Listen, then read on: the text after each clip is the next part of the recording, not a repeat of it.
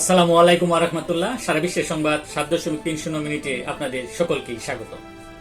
দেশের প্রধান প্রধান দৈনিক পত্রিকাগুলো তাদের শিরোনামে যে খবরগুলো গুরুত্ব সহকারে ছাপিয়েছে তাই নিয়ে হাজির হলাম আপনাদের সামনে।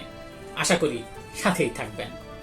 শুরুতে থাকছে প্রধানমন্ত্রী শেখ হাসিনা দেশব্যাপী সন্ত্রাসী হামলায় আহতদের চিকিৎসার খোঁজখবর নিতে শনিবার ঢাকা পঙ্গু হাসপাতাল পরিদর্শন করেন। সেই সময় তিনি বলেন, অর্থনীতি পঙ্গু করে ভিক্ষুকের জাতি বানাতেই এই সহিংসতা। তিনি আরো বলেন, এভাবে মায়ের কোল খালি হোক আমি চাই না। তিনি আহতদের সব ধরনের সহযোগিতার আশ্বাস প্রদান করেন। বিপজ্জনক গুজব। বিদেশে বসে কন্টেন্ট বানিয়ে ছাড়া হচ্ছে সামাজিক যোগাযোগ মাধ্যমে। ব্যবহার করা হচ্ছে পুরনো ভিডিও, প্রতিষ্ঠান, গণমাধ্যমের নাম। ব্যাংকিং চ্যানেলে রেমিটেন্স বন্ধ করতে সক্রিয় একাধিক চক্র।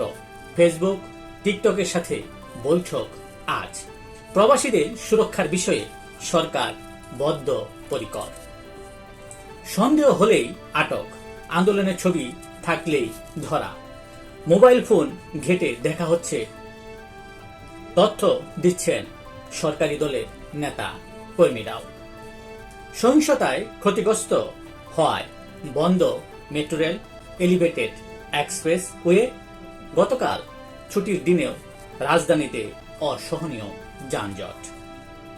গ্রেপ্তারকৃতদের বেশিরভাগই বিএনপি জামায়াতের কর্মী। সারা দেশে চিরুনি অভিযান।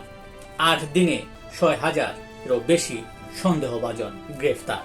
ঢাকায় ২০৯ মামলায় ২,৫৩৬ জন গ্রেফতার। চলছে সেনাটহল তল্লাশি। কারফিউ আরো শিথিল। রবিবার থেকে মঙ্গলবার অফিস ৯টা থেকে ৩টা পর্যন্ত। বেড়েছে কর্মচাঞ্চল্য, স্বাভাবিক হচ্ছে জীবন। কোথায় গেল এত আওয়ামী লীগ? সাংগঠনিক নিষ্ক্রিয়তা নিয়ে প্রশ্ন।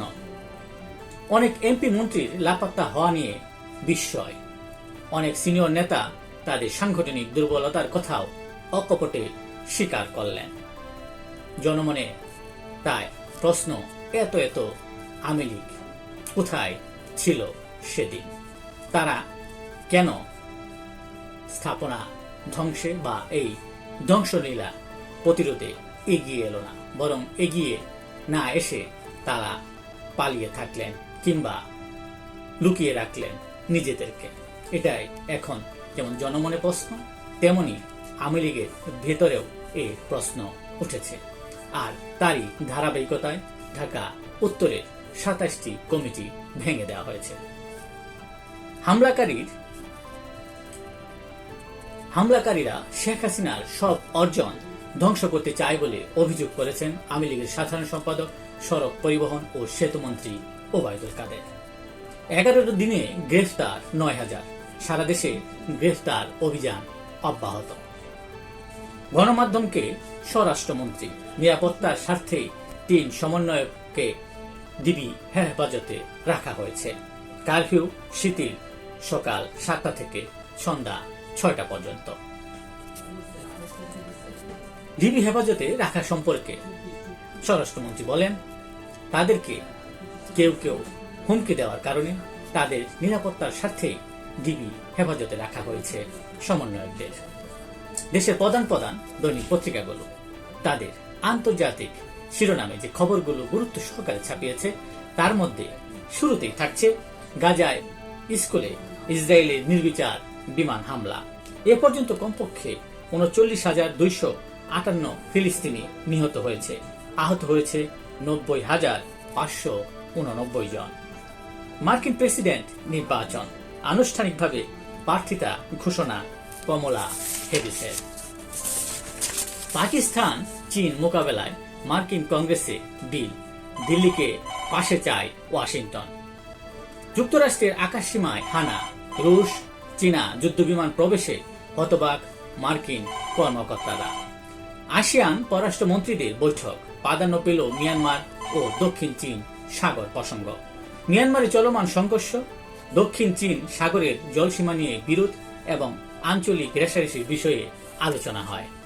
এই ছিল দেশের প্রধান প্রধান দৈনিক পত্রিকার শিরোনামে উঠে আসা শীর্ষ সংবাদ, যা নিয়ে এতক্ষণ আপনাদের মাঝে উপস্থিত ছিলাম। আশা করি আপনাদের ভালোই লেগেছে।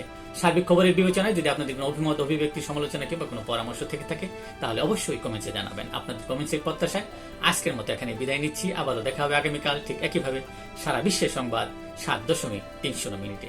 সে পর্যন্ত অবশ্যই সকলেই ভালো থাকবেন, সুস্থ থাকবেন, আর আমার চ্যানেলটি অবশ্যই ফলো করে রাখবেন প্রতিদিনের আপডেট খবর পেতে। ধন্যবাদ সকলকে।